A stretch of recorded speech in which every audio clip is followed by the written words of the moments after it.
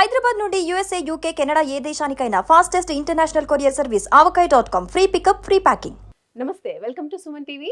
నేను మానస. ఈ రోజు మనతో పాటు ఉన్నారు డాక్టర్ జి కిరణ్ గారు, senior physician, diabetes counsellor and consultant. వారితో మాట్లాడదాం. రీసెంట్ గా మనం న్యూస్ లో చూసాము, మటన్ తినడం వల్ల ఒక ఫ్యామిలీలో ఒక పర్సన్ చనిపోయారు, 7 సీరియస్ గా ఉన్నారు. నిజంగా నాన్ వెజ్ తినడం ఇంత సీరియసా? అసలు తినకూడదా, తినొచ్చా? ఇలాంటి విషయాలన్నీ డిస్కస్ చేద్దాం. డాక్టర్ గారు నమస్తే అండి. నమస్కారం. ఈ న్యూస్ చూసిన తర్వాత చాలా మంది నాన్ వెజ్ లవర్స్ లో ఒక భయం మొదలైపోయింది. అసలు నాన్ వెజ్ తినకూడదా, తింటే నిజంగా చనిపోతారా? ఎంత సీరియస్ విషయం అసలు. ఒక ఫ్యామిలీలో ఒక పర్సన్ చనిపోవడము, అలాగే ఫ్యామిలీలో మిగతా 7 హాస్పిటల్లో సీరియస్ సిచ్యువేషన్ లో ఉన్నారు. ఓన్లీ వాళ్ళు మటన్ ఫ్రిడ్జ్ లో పెట్టుకొని తినడం వల్ల ఇంత పెద్ద సీన్ జరిగింది. డాక్టర్ మీరేమంటారు? అంత డేంజరస్ అంటారా ఈ నాన్ వెజ్ కావచ్చు, మటన్, చికెన్? మీరు అడిగిన క్వశ్చన్ని నేను కొంచెం చిన్న కరెక్షన్ చేసుకుంటా. ఓకే. మటన్ తినటం వల్ల చనిపోవటం కరెక్ట్ కాదు. ఫ్రిడ్జ్లో పెట్టిన మటన్ తినటం వల్ల ఆసుపత్రి పాలయ్యారు అనేది కూడా కరెక్ట్ కాదు. క్వశ్చన్ ఏంటంటే, చెడిపోయిన మటన్ తినటం వల్ల ప్రాణాపాయం జరిగి ఉండొచ్చు. కుళ్ళిపోయిన మాంసం ఫ్రిడ్జ్లో పెట్టడం వల్ల, లేదా ఫ్రిడ్జ్లో మాంసం ఫలానా కారణం వల్ల కుళ్ళిపోవటం వల్ల, సో కుళ్ళిపోయిన మాంసాన్ని సేవించడం వల్ల అనారోగ్య పాలు అయి ఉండొచ్చు. ఇది కరెక్ట్. అంటే మొత్తానికి ఫ్రెష్ మటన్ తినడం వల్ల అంత ప్రమాదం ఏం లేదే అంటారు.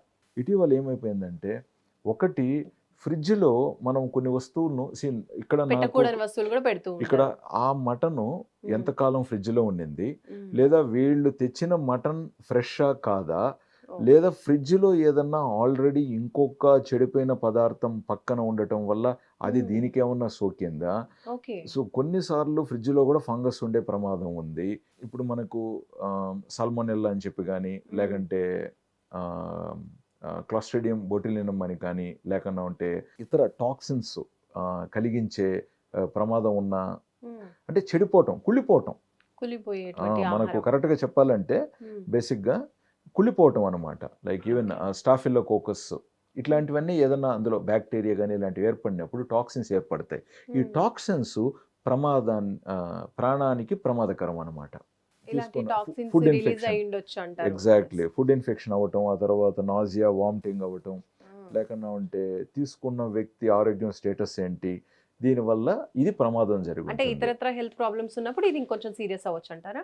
అంతే, కొంచెం యాడ్ ఆన్ అవ్వచ్చు. బట్ ఏదైనా కూడా మనం తినే ఆహారం కరెక్ట్ అది కానప్పుడు మన ఆహారం మన ఆరోగ్యానికి ప్రమాదకరం. మనం జీర్ణించుకోలేనిది ప్రమాదకరమే, లేదా అతిగా తీసుకుంటే జీర్ణించుకోలేనిది ప్రమాదకరమే. అలాగే కుళ్ళిపోయినది తీసుకున్నా కూడా పాయిజనస్సే, మనకు విషంతో సమానమే. సో ఇప్పుడు నేను చెప్పిన ఇన్ఫెక్షన్స్ వల్ల, అంటే ఈ మాంసం కుళ్ళిపోవటం తద్వారా ఏర్పడేది ఏదైనా కూడా చాలా ప్రమాదకరం అండి. అందుకే మీరు ఎప్పుడు కూడా చూడండి, మాంసం ఇప్పుడు ఆదివారం ఉదయాన్నే ఒక పొట్టేలు కావచ్చు, కోడి కావచ్చు, వాళ్ళు దాన్ని రెడీ చేశారు, మాంసాన్ని అప్పటికప్పుడు విక్రయించేశారు, తయారు చేశారు. విక్రయించిన తర్వాత ఇంటికి తెచ్చుకున్నారు, వాటెవర్ దాన్ని క్లీన్ చేసుకున్నారు, వండుకున్నారు, మధ్యాహ్నంకంతా తినేశారు, కొంచెం ఏదైనా మిగిలితే రాత్రికి మేడం, అంతే. మాంసాన్ని మరనాటికి అనే క్వశ్చనే లేదు. కొన్ని సందర్భాలలో తునకల రూపంలో దాన్ని ఏదన్నా ఉప్పులో దాన్ని ప్రాపర్గా చేసి, ఆ తర్వాత దాన్ని ఎండబెట్టి, అది వేరే విధానం. సో డ్రై చేసి సాల్ట్ అయి పెట్టి వేరే విధానంగా వాడుకున్నారు, అది వేరే డిఫరెంట్ ప్రాసెస్. మటన్ తినటం వల్ల ఒక వ్యక్తి చనిపోయినాడు అనేది కాదు, చెడిపోయిన మాంసం తీసుకోవటం వల్ల ఒక మనిషికి ప్రాణం పోయింది. సో చెడిపోయిన మాంసం ఎందుకుంది, ఎక్కడి నుంచి వచ్చింది, ఇప్పుడు ఎందుకు చెడిపోయింది, ఇది యాక్చువల్ ప్రశ్న. ఇటీవల మనం పేపర్లో కూడా చూసాము, తనిఖీలు చేశారు. ఉదాహరణకి హోటల్స్లో, వాళ్ళు ఇంట్లోకి వచ్చి తనిఖీలు చేయలేరు కదా. సో హోటల్స్లో చేసినప్పుడు చాలా సందర్భాలలో మాంసము ఎక్కువ కాలంగా స్టోరేజ్ అయ్యింది, లేదా ఫ్రిడ్జ్ టెంపరేచర్ కంట్రోల్ కరెక్ట్గా లేకుండా స్టోరేజ్ అయ్యింది, లేకంటే కరెంటు వెళ్ళి వస్తుంది కానీ ఫ్రిడ్జ్కి పవర్ సప్లై స్టేబుల్గా లేవటం వల్ల ఇట్లాంటివన్నీ అని చెప్పేసి కూడా చాలా మనకు వెలుగులోకి వచ్చాయి అనమాట. సో ఈ పర్టికులర్ అంశానికి మనకు డెప్త్ డీటెయిల్స్ తెలియవు కాబట్టి, సో మాంసానికి భయపడాల్సిన అవసరం లేదు. ఎవరైతే మాంసం తీసుకుంటున్నారో వాళ్లకు మాంసం ద్వారా ఆరోగ్య లాభాలు ఉన్నాయి. Hmm. లైక్ ఐరన్ కానీ లేకపోతే ఇంకా పౌష్టిక విలువలు, పౌష్టిక ప్రోటీన్ కానీ ఇవన్నీ మనకు మాంసం తీసుకునే వాళ్ళకి మాంసం ద్వారానే లభిస్తాయి అన్నమాట. ఓకే. మంచి మాంసాన్ని సేకరించండి, ఓకే. ఫ్రెష్. ఫ్రెష్గా వీలైనంత వరకు ఫ్రెష్గా తీసుకోవటానికి ట్రై చేయండి.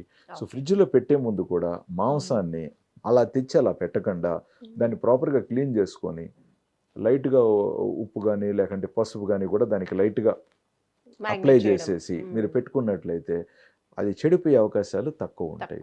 ఇప్పుడు మీరు ఎక్కువ మాంసం తెచ్చుకొని ఫ్రిడ్జ్లో పెట్టుకుంటున్నారు అనుకోండి, Hmm. మీరు అప్పుడప్పుడు వండుకుంటున్నారు, అందులో కొంత భాగం అని అనుకోండి. తీసి, దాన్ని ముందుగానే మీరు ఎలా ఆ పర్టికులర్ లైక్ 200 గ్రామ్స్ అనుకోండి, Hmm. అది సపరేట్గా 200 గ్రామ్స్ ప్యాక్స్లో పెట్టుకోండి.